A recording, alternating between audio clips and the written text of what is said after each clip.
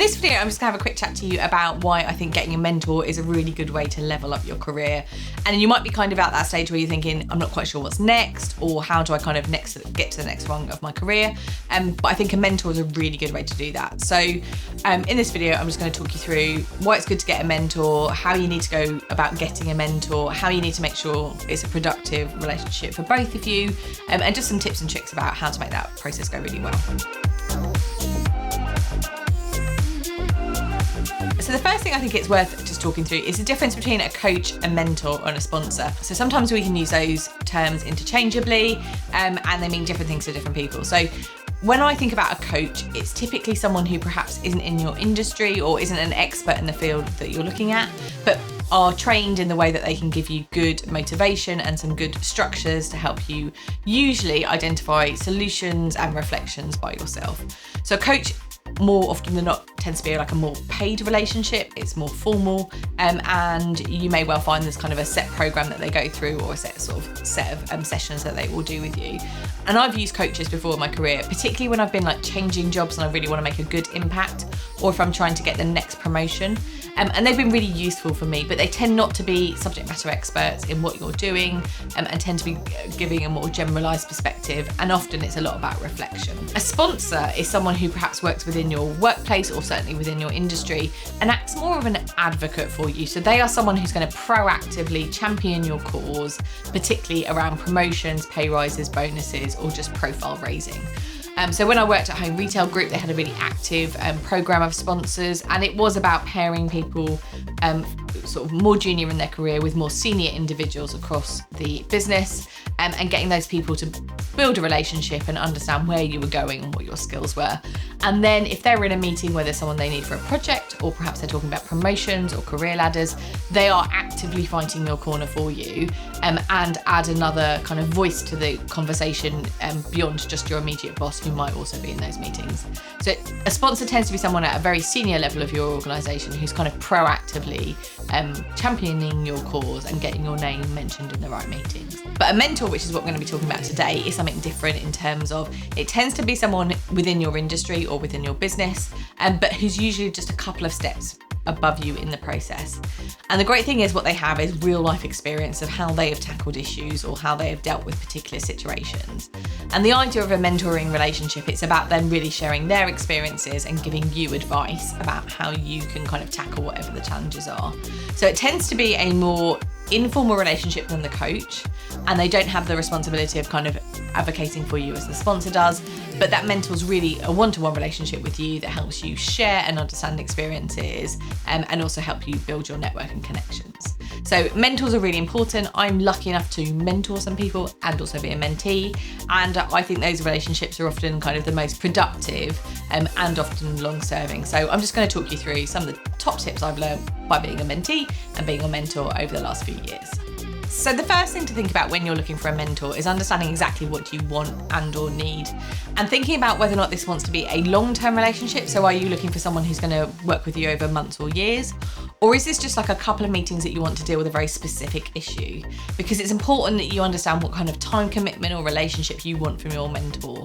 Because not everyone's going to be able to commit to meeting once a week for an hour for the next 12 months.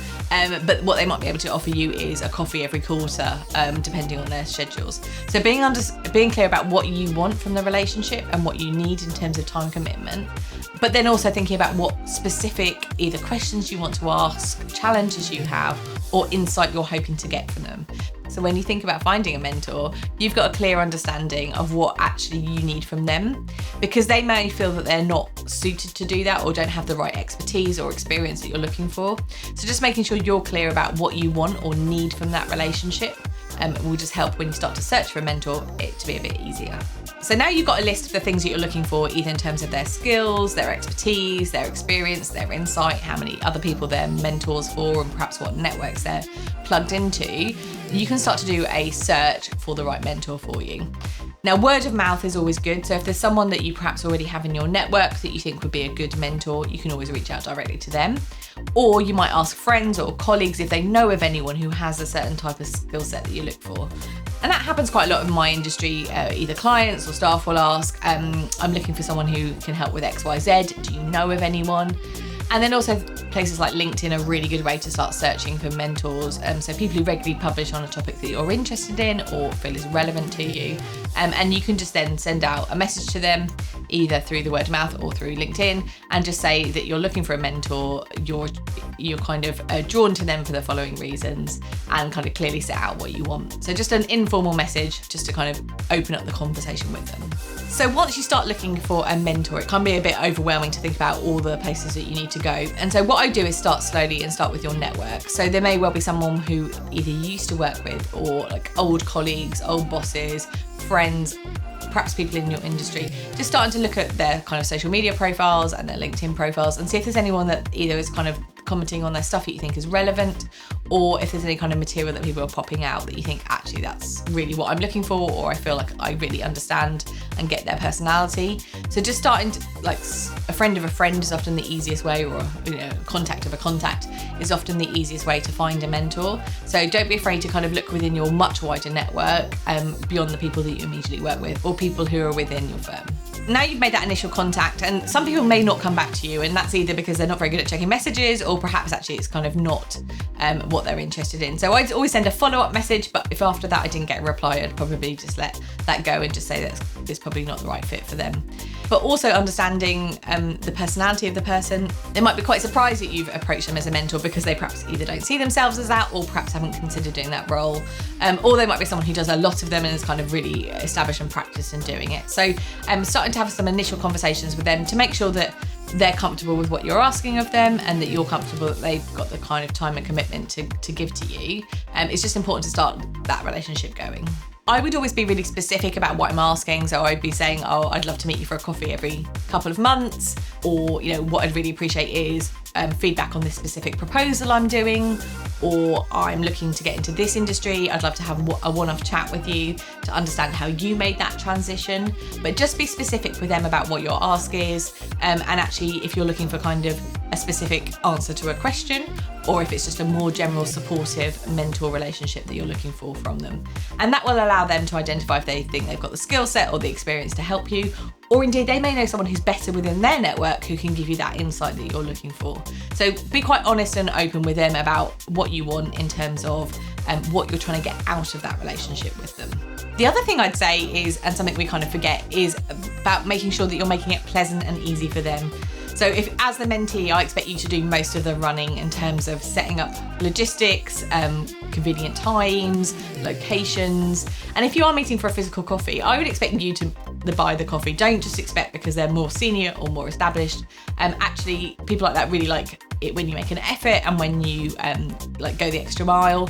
So the sort of the balance of pressure is on you as the mentee to make that work, which again is perhaps different from when you're working with a coach, is more of a paid relationship. So as a mentee, make sure that you are doing all the logistics, the follow-up, all of those elements. That shouldn't be your mentor driving that should be you. After you've had your first conversation with them or your first meetup, I would always follow it up with a thank you email, but also be specific about what you took from the meeting. So it's really easy just going, oh, thank you, it was so much useful for your time, blah, blah, blah, and keep it quite generic. But that's not very rewarding for your mentor. But if you can say something specific that you took away from the conversation, something you've enacted, or an example of how you took their advice, then that's going to make them feel that you actually are kind of really bought into the process and that you're benefiting from their insight. So follow it up with like a thoughtful response, and don't be afraid a couple of weeks later or a few weeks down the line to send them another email just to kind of reinforce how you've taken their advice and what you're doing about it. And that will just be very rewarding for them, but also show that you're committed to the process. And then over a period of time, reflect. Now, it may, as I say, be that you just needed a one-off conversation, in which case you don't really kind of need to follow it up and set anything else up. But if you do feel like it's something you want to have on an ongoing basis, then I would ask them if they're up for another meeting, or if they would like to kind of keep in contact, and just get that regular kind of process going so that you've got clear questions that you want to ask them on a regular basis, or clear inputs that you want from them, and just think more about, okay, how can I make this constructive so we're not just kind of going over old ground, and that we do get something out of each meeting when we're going to see each other. So having a bit of a plan about how you want that relationship to evolve, if indeed you do, and just so that you know what you're trying to get over the next 6 or 12 or 18 months from that relationship with your mentor. And of course that might evolve over time. It may well be that once you've sorted one set of challenges, something else comes along, maybe you get a promotion, and then you find yourself in a different situation where that relationship is even more useful. Or indeed, if you're at a point in your career where you're looking to move on, or you're looking for a new challenge or a new role, they might be a really good person who can kind of keep their ear to the ground, and if they hear of anything that's relevant for you, introduce you. So it can be useful to kind of keep those relationships going just on the back burner while you kind of transition through different stages of your career. So you might be thinking, like, why would someone want to be a mentor? And most people are really keen to share their experiences and make things easier for people who are coming up behind them. So most people are really keen to do that. But also there's something called reverse mentoring, because you come to it with your own perspectives and experience, and perhaps that's coming from a different industry, or perhaps coming from a different experience, but you will be able to provide them insight into elements. So most people who act as mentors like the fact that it is actually a give and take relationship, and they will be learning some stuff from you about perhaps what the challenges are, what people at your level want from an organisation, what career aspirations look like. Because by the time you've worked up your way to a more senior point in your career, you can often forget what it's like at the beginning. So they often get insight from you, and also it's really rewarding for them. They generally like to help people, and by sort of having those conversations with you, it's going to make them feel good, but also can be actually really beneficial for them. So I hope that's been interesting and helpful for you, just about kind of some of the benefits of having a mentor, and also more importantly how you get a mentor and make that relationship really productive.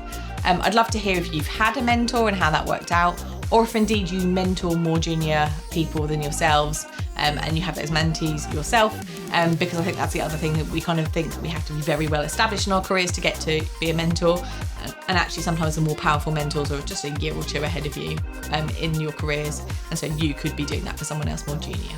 I'm Liz, and here on my channel we talk about management and leadership issues, and I'll see you in the next video.